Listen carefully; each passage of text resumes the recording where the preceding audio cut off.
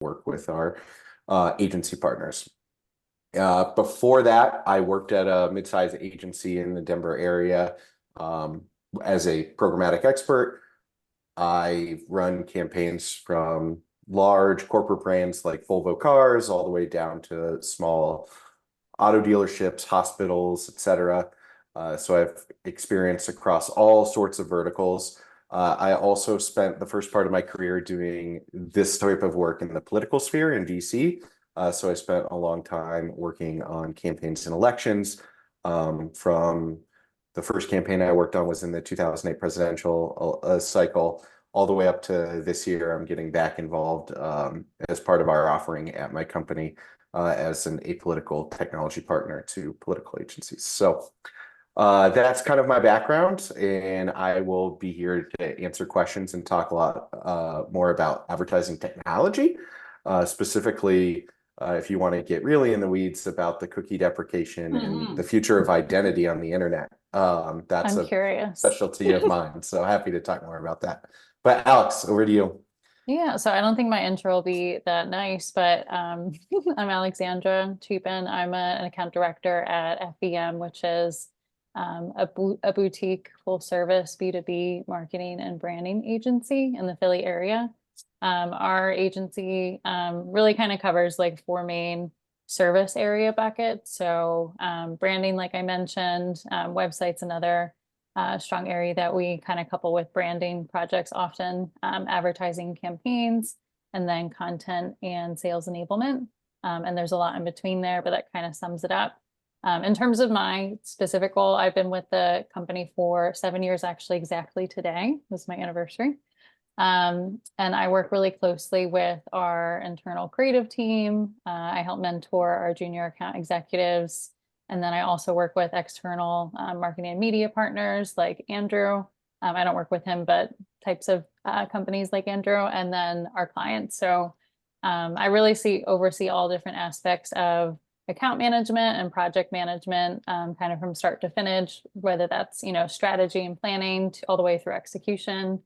And I have several different clients that work across different industries, kind of ranging from specialty chemical and pest control to financial tech, industrial, some government, bio technology. So it's very varied, but pretty core B2B, except for actually we also have some nonprofit and education clients as well. So yeah, excited to be here and chat more about agencies. Yeah, so Alex, let's stick with you. Can you give us a little more of like how you ended up here? What was your journey to your Sure. Yeah, so I actually feel like I had like a bumpy start initially. So I went to Drexel and I had a couple different internships, but none of them were at an agency. So I've had marketing experience, but it wasn't an agency. And I knew I wanted to get into agency life, but I did find at first it was a little challenging, especially the bigger agencies. They wanted you to have some sort of internship to start. So I felt like I kept running into that. So at one point I was like, you know what, I'll take a paid internship and just kind of get my foot in the door. So I actually interviewed at my current agency for an internship role at a college.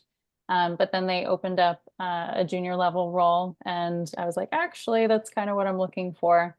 And I think with the other experience that I had, at Drexel with different marketing internships, allowed me to kind of transition there. So that's how I got started. Yeah, like I said, I've been with my company for 7 years. So starting as, a junior level role, I've really kind of climbed up the ladder.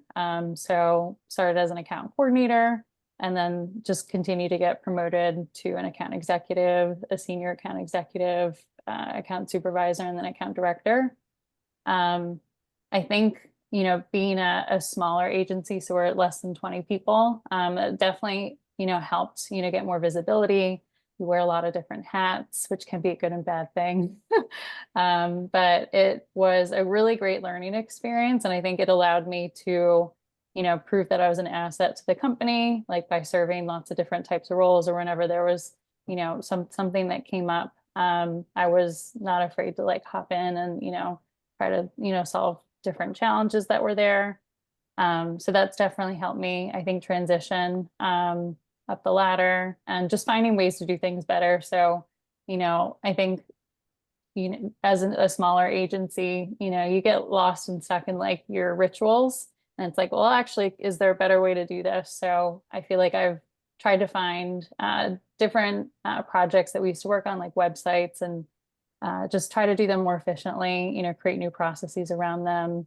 Yeah, just finding ways to create value that way. So in a nutshell, I think that's definitely, been some high points of being able to transition as I did. And could you give us a sense of your day to day? Like, what does an account director do? Yeah. So every day is a little different, which is nice. Um, but I would say that, there's obviously a lot of emails, and that's probably the one part of the job that isn't as ideal, but I think we all deal with that.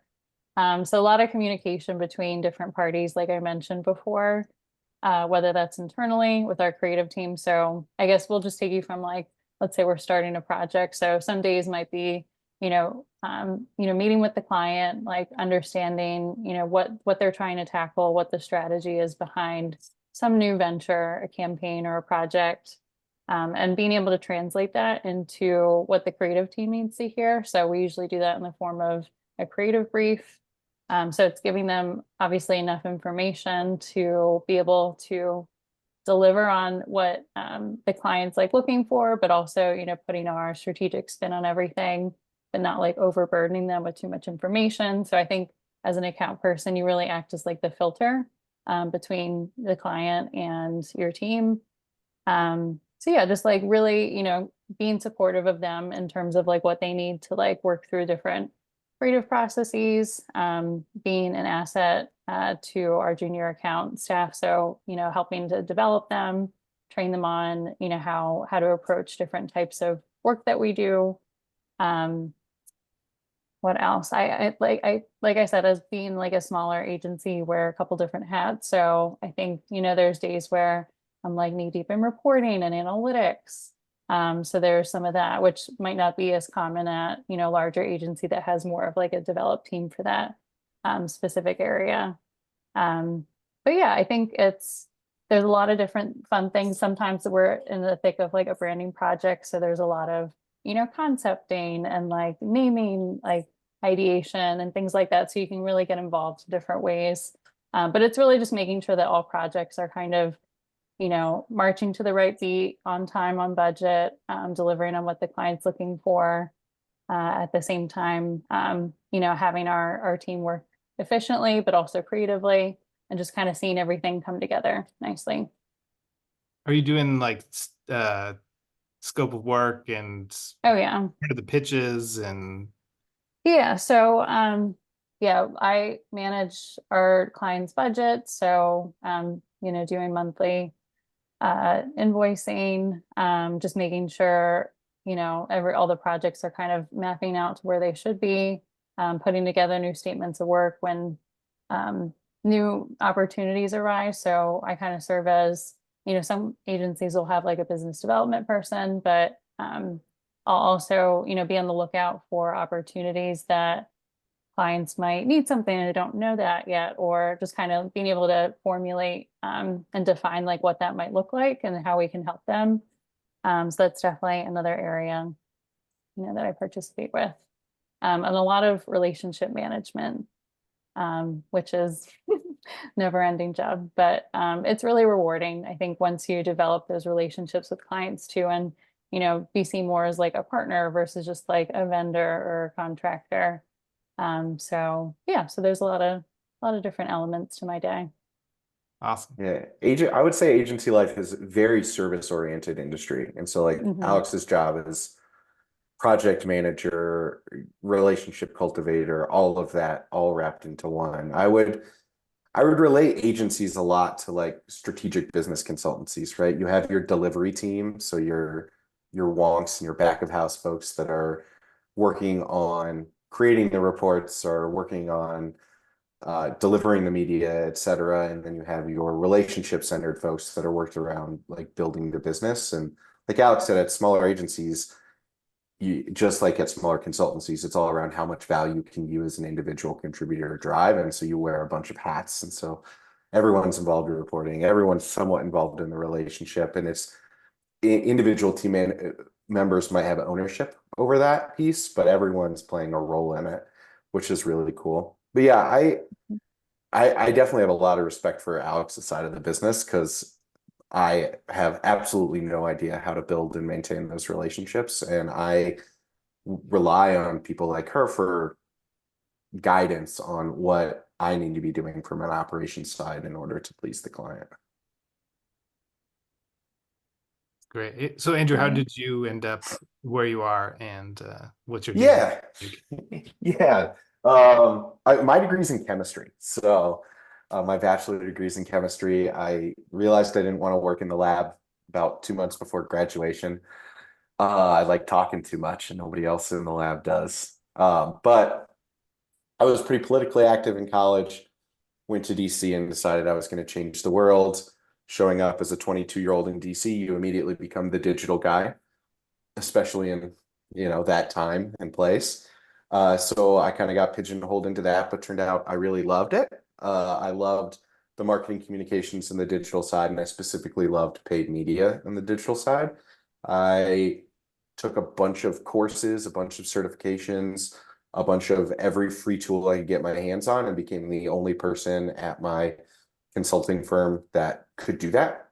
And that made me an invaluable resource to the team. I was working on a lot of campaigns, consulting in digital media, then went on to kind of work in issue advocacy. The 2016 election cycle happened. My now wife got a job here back in Colorado. And so I moved home, got out of the political business and kind of moved into the corporate world and slid right into an agency side, focusing on business rather than politics. And that was a very easy transition for me. It's all the same mechanisms, all the same tools, just your client's needs and what you're doing at the endpoint is really a little bit different. How I kind of got here, how I kind of specialized is, I think I was already very technical from what I've done. So I moved into this specialist operations role really easily and seamlessly. I was lucky enough to be like one of the first major users on the largest demand side platform, DSP platform in the world called the Trade Desk. And I have been able to really dig into that and become technically proficient. A couple years ago when I started the MBA program and realized that I didn't want to just be working in delivery, I was able to leverage a lot of that knowledge to move into that kind of this product role where I'm helping build an owned and operated DSP at an advertising technology company while still leveraging my expertise. My day-to-day, like I said, is about 60% product management, and that's like a product manager at any SaaS technology company would do. It's a lot of focusing on what our core customers need from a business sense and making sure that our technology provides that in terms of ad buying. That's things like brand safety, making sure that we work on identity across the internet so we know who these users are that we're targeting, who is converting based on these ads that we're delivering, making sure that we're reporting on those things, making sure we can integrate into our clients' data structures so that they can really drive actual business outcomes and measure those. Those are a big part of what I would say my product manager role is.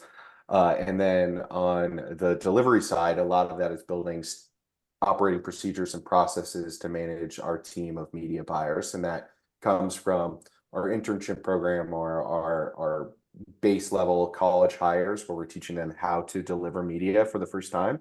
Like a lot of these kids have marketing degrees, so they understand the 4Ps, but how does that work inside of a digital advertising bubble, specifically programmatic media buying, which you could think of like a stock exchange for advertising space online, all the way through like career advancement and development for like our more senior traders, moving them to larger agencies, we have a lot of traders that end up like going to work on the brand side for clients that help kind of build those relationships long term. So that is really day to day what I do. It's a lot of I work at the director level, so it is a lot of meetings, a lot of calls, a lot of strategic planning.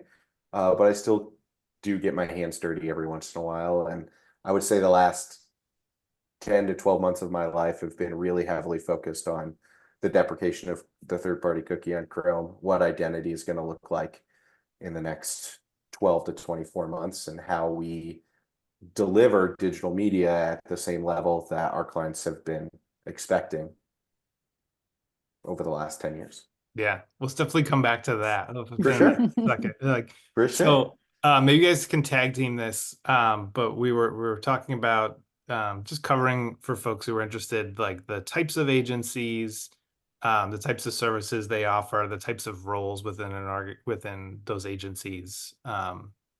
Just a smattering of how you see the landscape from your perspective. Sure. I can kick us off. So I already mentioned like my agency is a full service agency. So typically I think marketing agencies would cover that. Sometimes they might be referred to as like ad agencies, but that leans a little heavier on the promotional side. So full service, really includes everything across the spectrum. So like brand research, brand development, creative content, creative creation, media planning, both paid and unpaid promotional efforts, digital advertising, sales enablement, yada, yada, yada. Yeah, so it kind of is like an all-inclusive term. It doesn't mean that every full service agency actually is 100% full service, but they usually cover a wide spectrum. Like I said, advertising agencies already, and then you have branding agencies, which kind of self-explanatory, but really focused on, brand development. So that's either creating new brands or refreshing existing ones. Those agencies obviously will provide like naming, logo, graphic ID, brand positioning, messaging services, but they usually also tend to offer some sort of research, so like discovery research to like dig into your brand and your industry. And then they'll provide like supportive material to like execute your brand, whatever you need to launch. And then I feel like there's creative agencies and design firms. So those would be, they're a little more wishy-washy, but they tend to be, I feel like, more focused on content development specifically, and like production, so like videography, photography, like visual design, websites, stuff like that. Think Ogilvy. I would say think like an Ogilvy or one of those large Madison Avenue firms. Those Right. are classic creative agencies. Yeah. And then what else? I guess digital agencies would be a focus and a lot more popular today. I feel like they're popping up. So a lot of agencies are digital agencies, but the ones that like specify that they're digital really focus on like SEO, pay-per-click, maybe websites, just like growing your presence online through different digital channels. And then I guess the only other one that's coming to top of mind would be public relations firms. So that one's kind of like a little bit of an oddball. So they're obviously dealing with PR, specifically in like news coverage. Sometimes they'll work with like coordinating, supporting like different events, crisis management. So they usually work in tandem with marketing agencies, but they definitely serve like a different role. And then I guess the biggest thing on top of that would be like B2B or B2C. So you guys have probably heard those terms. So business to business or business to consumer. Some agencies cross over like both, but I do feel like it's usually pretty split. It's either B2B or B2C focused customers often. Anything to add, Andrew, today? Yeah, I would just say when you hear the word agency, to me, in the way that that's used in the business market today is really, I think, synonymous with marketing consultancy. Someone says agency, you think marketing consultancy in some regards. Like Alex said, there's agencies that specify in all of these individual things. And then you have full service agencies that can work everything from brand to delivering media, but all the way across the 4 Ps, there is somebody who calls themselves an agency. When I think a lot of non-marketing folks think about agencies, they think about advertising. And so they think about that paid or promotion piece of the P. And that is what you would probably consider like a traditional agency, or now a lot of digital marketing agencies, because that's the largest and fastest growing piece of paid media. But you still have lots of like TV, or what we call linear TV agencies or media buying firms that are buying your local stations or your Super Bowl commercials, all of that on a gross ratings points basis. A lot of those companies are connected to larger corporate holdings that have digital firms as well. Like my company, SmartMedia Technologies, owns a linear TV agency called Media Design Group, for instance. So I would say the term can be used really loosely. When I think about agencies, I like to think about the paid promotion piece, because that fits within the scope of my work and my worldview and my day-to-day. But you can really use agency really interchangeably with marketing consultancy for the most part, in my opinion. Yeah. And I feel like when like putting myself in the shoes of a prospect, like looking for a potential agency, there's so many options out there. Like it's crazy. So it really comes down to sometimes like, you know, what is the cultural fit? Like just getting a sense of like who they are, whether that's on, you know, a call or their website. Sometimes it's based off of the industry that they serve. So they might have like a really strong niche in like 2 or 3 different industries. Sometimes it's just like a service that they do, and they're like, you know what, I want SEO and that's all I care about. So it really comes down to like, I think what prospects are looking for, or if they want like a jack of all trades. So there's definitely a lot of room to like get pretty particular with the type of agency that you're looking to have. Yeah. And larger companies they'll have a generalized agency, like a general contractor, and then there's smaller agencies that provide different pieces, or subcontractors, sub agencies that work with that your larger agency. So it can get really convoluted. And I think from the client side, I think the one thing you can do to insulate yourself maybe from getting taken advantage of in this kind of like outsourcing of marketing work is to have a really defined RFP on what you want and what you need, to help make sure that you're getting a tight scope of work, and you're not seeing this like creep of work on your end and like creep of overbilling on their end. And that can be really difficult to do. And I think that's why a lot of organizations that work with agencies are really interested in hiring marketing talent that have previously worked at agencies to help navigate that minefield. And you'll see that a lot on brand manager positions, or like product marketer positions at large brands. One of the qualifications is previous agency work, a lot for that reason. And it kind of helps you navigate this minefield of a word salad that is the agency marketplace. And Andrew, while we're close to talking about costs, so you would had some insights around just how folks can think about the cost structure, particularly as it's related to ad buying. Yeah, I definitely think there are different ways to go about how costs work. Like from a media delivery standpoint, a lot of older marketers are used to buying TV. And so they want to talk about gross ratings points or GRPs, and this idea of like buying TV audiences. Newer digital marketers like to talk about this, what we call CPM, or cost per 1,000 impressions. And it's the same idea of you're getting a target segment, a group of users, and you're trying to deliver impressions or views on your ads to them at a certain rate. What we're seeing a lot more with performance agencies, so another type of digital market agency, is we're actually pitching work at like what we call a CPA basis or a ROAS basis, or specifically cost per acquisition, a cost per acquiring a new customer, or return on ad spend.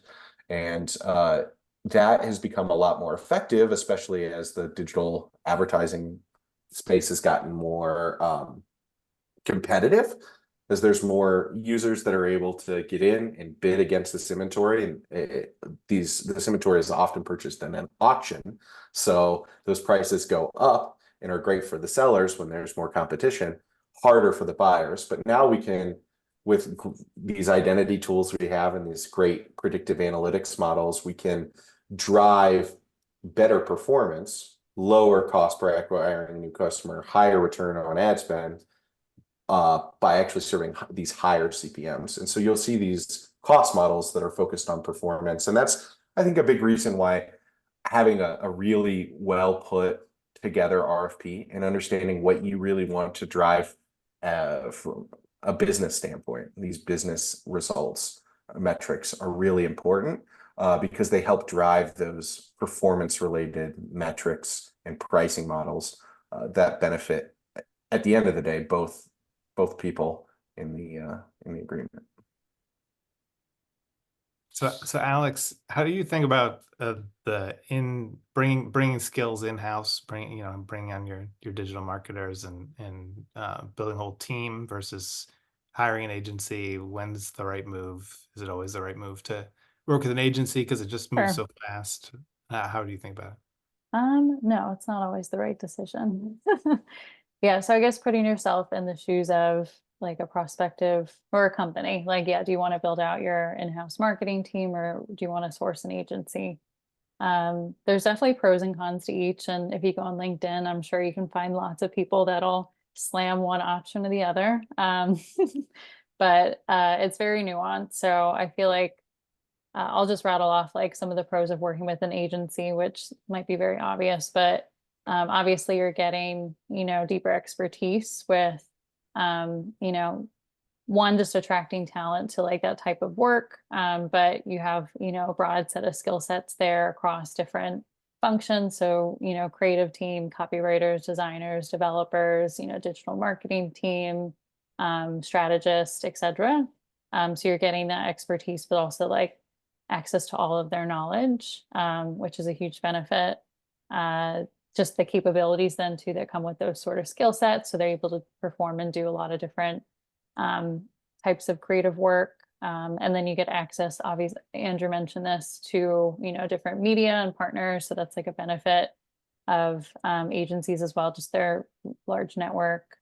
Like we talked about, like different specialties, depending on the agency, they might have a really strong core in a certain area and just like super deep skill sets that would take, years to develop on your own within your team. And I think too, a big thing is, just like having exposure to new ideas and creative ways of thinking. I think it's really easy, when you're around the same people working, within your brand company to just start, group think and, not being as willing to like step outside the box. So I think agencies will push you. Sometimes they push you, creatively a little further than you might be willing to go, but it's at least getting you to like consider some other alternatives and ways, approaches of, how you want to go about your marketing. And then also, being able to scale. So let's say your budget slash 1 year, but you don't want to like just lay off people with an agency. Like it's a lot easier to, grow your budget or shrink it with them just because of the nature of your work, and you don't have to fire anyone from your organization. I think the cost piece of it can be debatable. So it can be cost effective, again, depending on, how many team members you need to fulfill, certain duties. So if, it takes 3, 4, 5, marketing team members to work on your organization, that could amount to, hundreds of thousands of dollars, or, you can have a budget that's smaller than that and still get access to, all those different skill sets. So it can go either way, depending on, I think, what your needs are, how large you are, etc.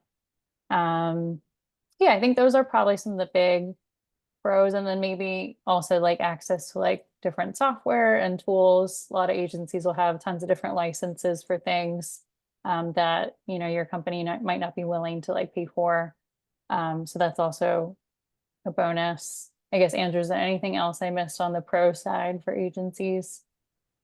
No, I think you did a really great job. I would just say, like, overarching, I think the big question is economies of scale. And large holding companies can in-house these organizations very easily because they have steady, constant marketing budgets. They have great analytics already. They have all the teams to support internal marketing and ad buying teams, Mhm. like these internal agencies, really well. I think that the big questions comes from these like larger, medium-sized businesses that are like, is this the right move for me? And I think we saw a lot of in-housing during COVID. Yeah. We saw a lot of in-housing during COVID. And what we're starting to see now that post-COVID is a lot of these companies are realizing that while they may have saved money maybe last year, the first few years they were spending more money trying to get this set up. And in the end, they were getting less expertise. They were getting less premium inventory, premium connections, because these advertising agencies, like Alex talked about, is we spend all of our time building relationships with inventors and publishers. And then you get access to that, but so do our other 100 advertisers. And that allows us, that economy of scale allows us to build these large endeavor or principal partnerships with these publishers to get you better rates, and you are benefiting off of that. We're benefiting off of it as well, right? We're taking margin on that, but we are sharing some of those wins and those gains with you. And so I think for the most part, most companies should remain with agencies for some of their work. I think there's some things that could probably be in-house, but it's a hard job, and you have to hire the right people to even begin the project of in-housing.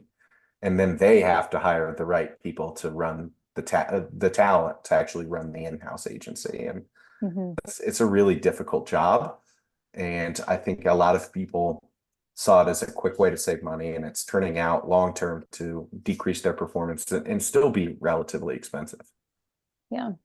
Yeah. And I think just thinking about from, some cons too of like having an in-house team. I think we alluded to this a little bit, but talent recruitment, unless you're a big brand, you're probably not getting like the best of the best. And agencies, I think, really appeal to like different creative folks who want to like expand their skill sets and like really drill deep into, different areas that they want to dive into for marketing.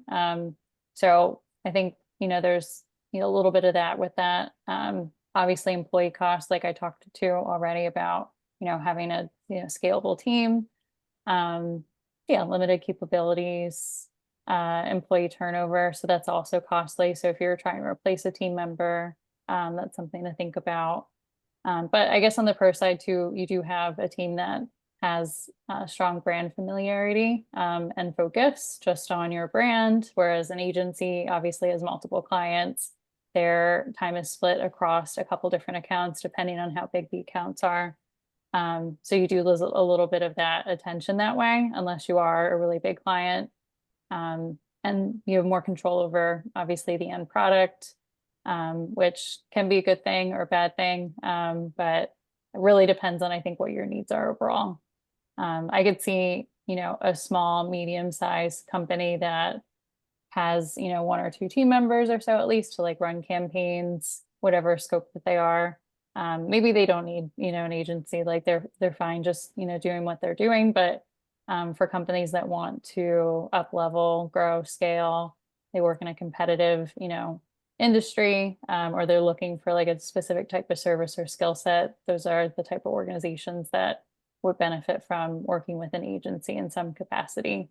And like Andrew said, I have personally seen a lot of our bigger clients moved away during COVID to work with their just internal teams. And it's kind of funny that they came back now a little bit. So it's definitely been, utilizing internal teams and having agencies on hand. You kind of get the best of both worlds.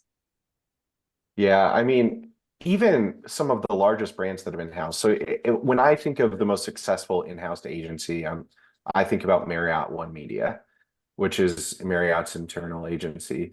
It was built and is still managed by Publicis Group, which is the largest external agency in the world. So all of their staff and all of their hiring, all of that is still run by Publicis, even though the staff is part of Marriott. And if a brand as large as Marriott is still reliant on an external agency to support their internal agency work, that is a really good indicator of how difficult this is and how difficult it is to scale this level of work just inside a single company. So Andrew, maybe you can take us down the rabbit hole a little bit into the tech and the type of tools, the type of services, the measurement, and then everything that's coming down the pike from privacy. And yeah, for sure. I would say like this is the biggest opportunity for people trying to move into the agency world, especially if you're farther along in your career, is if you have a tech background. As much tech as there is in digital marketing and digital advertising, it pales in comparison in what tech is doing in other places. Like, yes, tech drives Google's revenue, but even Google's advertising technology, or like ad tech, drives Google's revenue, but its advertising tech is less sophisticated than the tech that it's doing in a lot of other places. And if you have a technology background, especially in data and analytics, database engineers, things like that, there's a huge opportunity in the agency and advertising space to build your own path. And I think that is one thing people should know. Technology in itself is very interesting. Right now, the digital technology space is moving faster than regulation can keep up with. And for the last 15 years, my industry has taken advantage of that by using third-party cookies, data mining, and all of these big scary terms to track and follow you across your browsers, all of your devices, link your profiles to make sure that we could deliver you more customized advertising messaging, stuff that is more related to you, more involved in what's going on in your life. For instance, one of my favorite segments to buy against is this Amazon data cold and flu segment. Amazon Alexas can literally hear the rasp in your voice and will put you in market in this segment. And then I can target you with cold and flu medicine based on how you sound to your Alexa device. And that's really scary for folks. And so we've entered this world where regulation is trying to rapidly catch up with the technology and capabilities that we have in the advertising space. Because a lot of people that are using the technology aren't sophisticated enough to use it properly, or are sophisticated enough to exploit it in unethical ways. So we've reached this privacy sandbox that we're talking about, where people whose privacy has been affected are very, very, very adamant about experiencing privacy online. People who have never had their privacy affected tend to be more virtue signaling, or at least gives lip service to this idea of privacy, but their actions show that they're really not as interested in privacy. They're still inputting their credit card information into their browser and saving it so that they can check out easier next time. They're giving their email to everybody. All of these things where their actions show they're not as keenly adept to these privacy concerns. And what Google has announced is that it's deprecating this use of third-party cookies or advertising cookies to help secure those pieces in individuals' browsers to separate advertisers and data companies from getting that information off of your browser. And so it's a little bit of privacy theater, because you're still inputting that data. You're still giving that data to the largest data company in the world, in Google. Google is just now saying, trust us with your information. we will communicate with all of these third-party advertisers in a privacy safe way, and only let them know things about you that don't reveal who you are as a person. Things like IP address, actual address, email address, credit card information, things like that. And so I related a lot to where banking has been for the last 100 years, right? It's still a trust-based system, and you're trusting one very large entity to keep track of your information for you. In banking, it's how much money's in your account, how much you owe them on your home loan. In data, it's what you're interested in buying, what you are logging in and wanting to look at in terms of content, et cetera. So where we're at right now is really a way station, a middle ground to where banking is moving into this crypto space, this trustless environment, this public environment that we're still probably 15 years away from. We are in this way station where I think technology-wise, we're going to be moving to a trustless blockchain-based internet at some point as well, where you are communicating with the internet via some sort of wallet or alphanumeric hashed signal, and your data and all of your behaviors are attached to that signal, and we can pay you to access that data, but we don't understand who you are as an individual because of that. I think that's 10, 15 years from now. Where we're at right now is this end of the third-party cookie, this Google privacy sandbox era. And really what it is the same mechanisms of advertising that we have now, minus identity. And so when you go to a website, for instance, if you were to come to one of my websites that sells outdoor gear and you were looking at backpacks, I could then tell your Google browser, this person is interested in backpacks. I want to put them in what's called an interest group for backpacks, and it attaches that to your browser. Then the next time you are loading a web page that I might be targeting on my side, I want to say, is this a user who's interested in backpacks? Because I want to show a backpack ad. Your browser will then say, yeah, in fact, this is someone who you've targeted and pegged as being interested in backpacks. Would you like to bid? And then it's still this similar auction environment where everyone says, yes, I'd like to pay X amount to show this ad to this user. So all of this is how the current ecosystem works. It's also how the Google privacy sandbox system works. But what it's removed is our ability to place that cookie, that piece of code in your browser, and then follow you around the internet to see what else you're interested in. We're only allowed to see first-party cookie related stuff or interest groups. So basically things that happen on sites where we control the code base or where our clients control the code base. So it's created this ecosystem now where there are going to be large, powerful data partnerships that happen between publishing groups that own these massive sites, right? You think your Condé Nast, your WPP, these groups that own all of these publishing sites are going to be placing these interest groups in your browser, telling what you're interested in, doing all of this modeling to see who is interested in these different things. And then they're going to be selling the segments to us in order to target and deliver against those. But it's doing so in a way where no one in the process knows your name, knows your credit card information, knows your address, knows your IP address, et cetera. So it is creating this environment where you are insulated from bad actors while still receiving a similar ad experience where you're getting free content in exchange for ads that should be targeted to things you're interested in, things you're working on, things that you want to see. But Google still gets that information. And so I think that's an important piece for users to understand that they don't now, is someone still gets all of your information. You're just trusting one large, massive corporate body with it rather than the ability for dozens and dozens of unknown actors to have access to that data. So it is more privacy safe. It's not totally privacy safe. Luckily, users aren't going to have to worry about this. It's going to be a relatively seamless experience for them.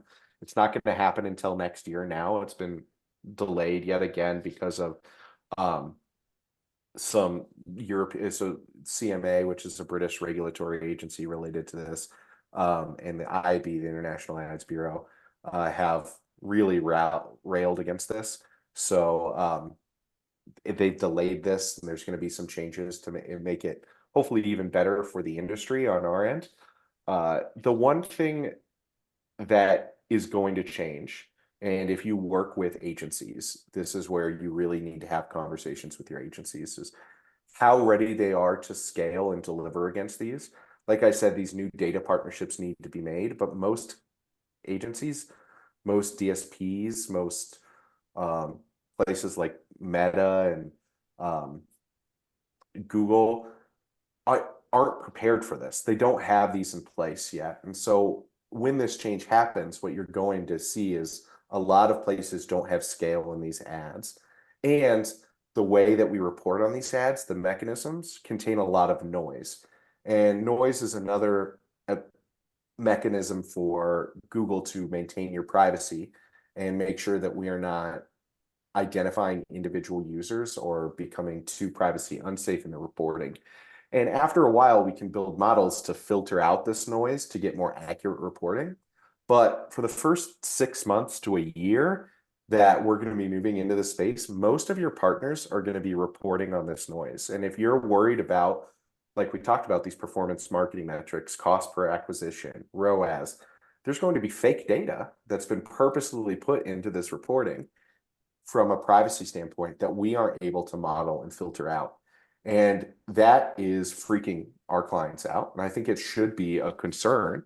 And I think businesses and their agencies should work really hard to understand how that could affect them and build stopgaps to understand and measure ad effectiveness on business metrics that doesn't necessarily come from the agency itself and might regress back to what we were pre-digital, where we're measuring lift in these things based on digital advertising. That was really long-winded. I'm sure there's a ton of questions. I didn't cover everything. I skipped over a lot, but if there are questions, I'm happy to talk more about more specific things. Yeah, that was excellent. I learned a lot from that, and I've been paying attention. It's still pretty confusing. Scary stuff. It is scary, but it's also a great opportunity. It's a really great opportunity for companies who are trying to grow and make a space in this industry. It's leveling the playing field a little bit because even the biggest players are completely bamboozled by what's happening. And really, thanks mostly to Google and their terrible documentation around this Google Privacy Sandbox process, which is both a blessing and a curse. Yep.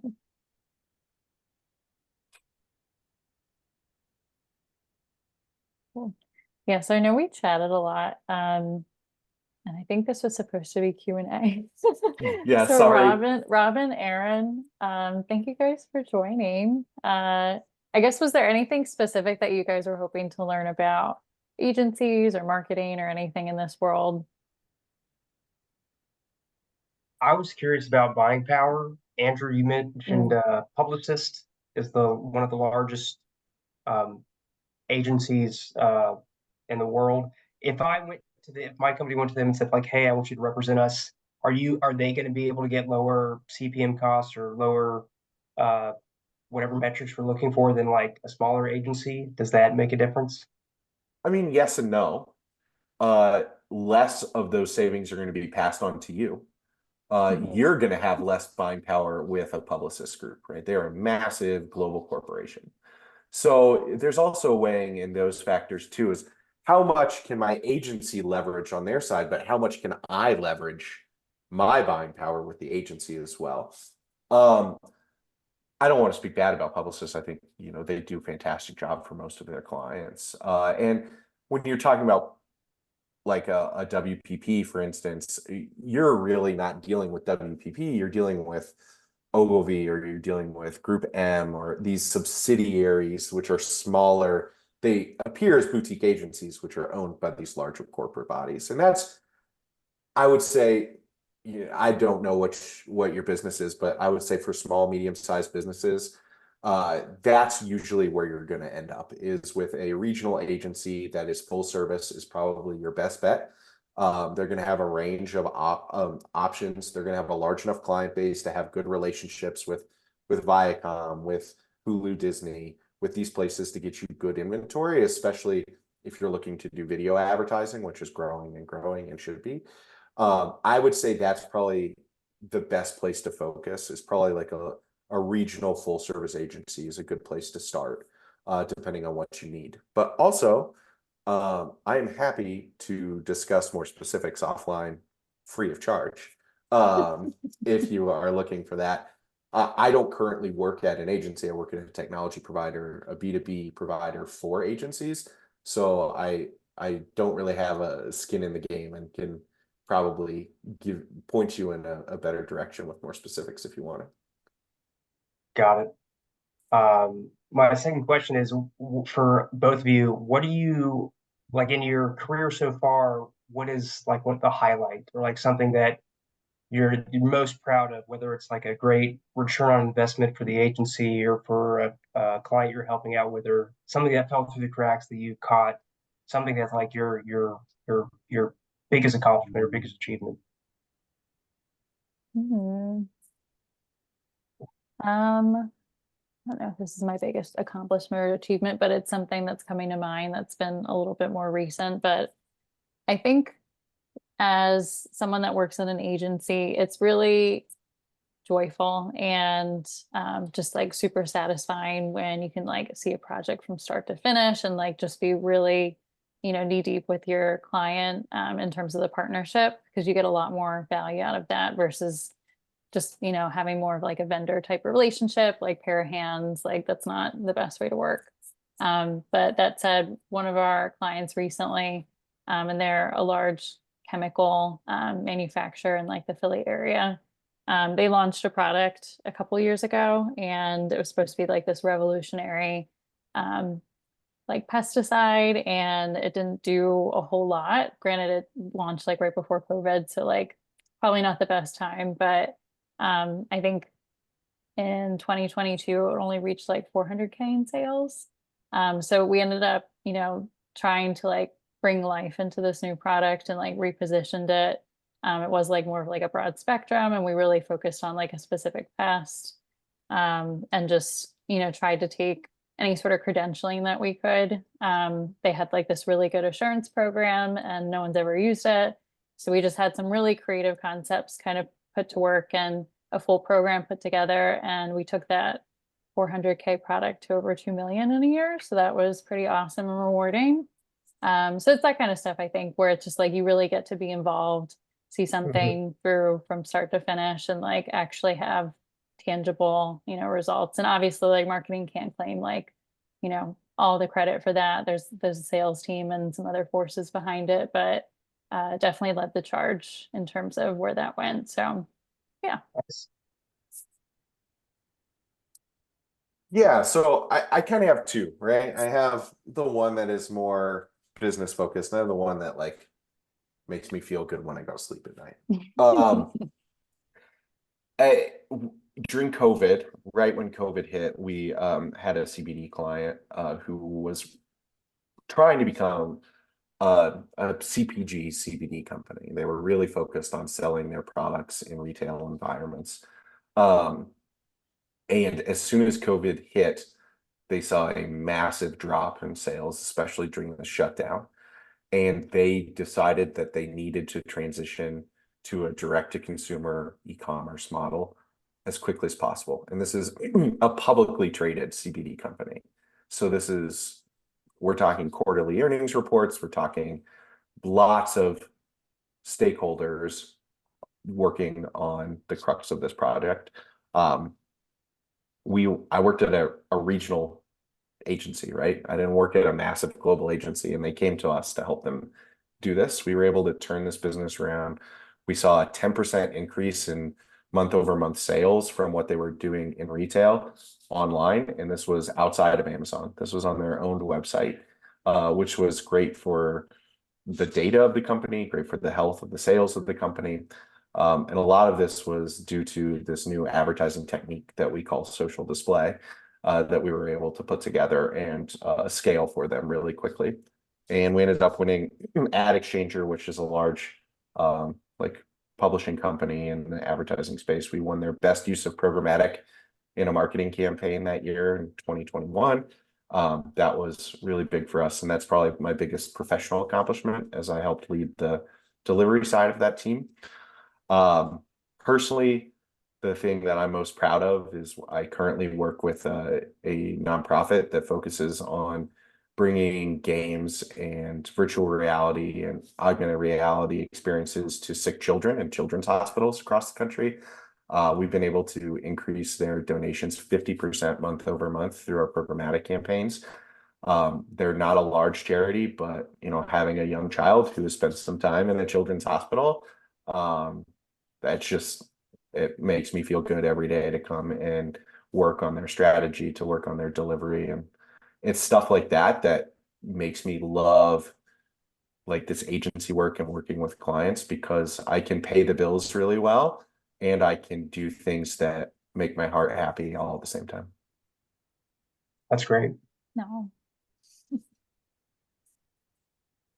Thanks for the questions, Aaron. Yeah. Yeah, those are fantastic responses. Professor Burke, anything from you? Any questions? Well, I've really enjoyed the discussion, and I've taken a few notes during this, and so thank you for leading this. The project that I'm working on now, I'd love to get your thoughts offline, Alex or Andrew.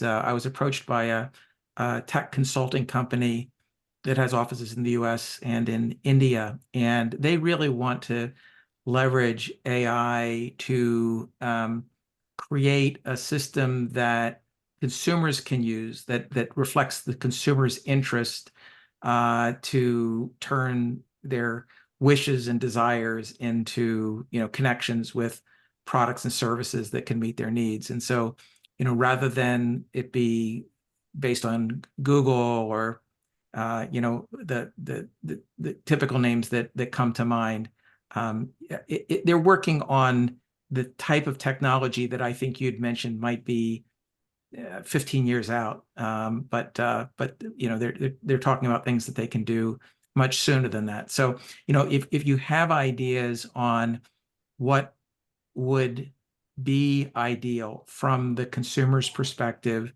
but also would represent the interests of the marketers, I'd be really curious about that. But that can be something we follow up on. For sure. Yeah, I mean, I think the biggest problem they would have to solve is the delivery mechanism, right? How do you create an experience that connects them without making the user feel burdened by the connection versus the content they want to see? And I think AI is uniquely positioned to do that, but it's a very interesting problem. And we work with generative AI every day right now. We have deep learning AI in our bidding models and stuff in our programmatic DSP, but we're currently working with generative AI on our reporting so that account managers like Alex can communicate with the data that the delivery team's pulling out to help build better reports. But this seems like a totally new way or mechanism of connecting these two places, which disruption's always great. I think the real question is, how do you solve the delivery problem? How do you make it a good experience? Right.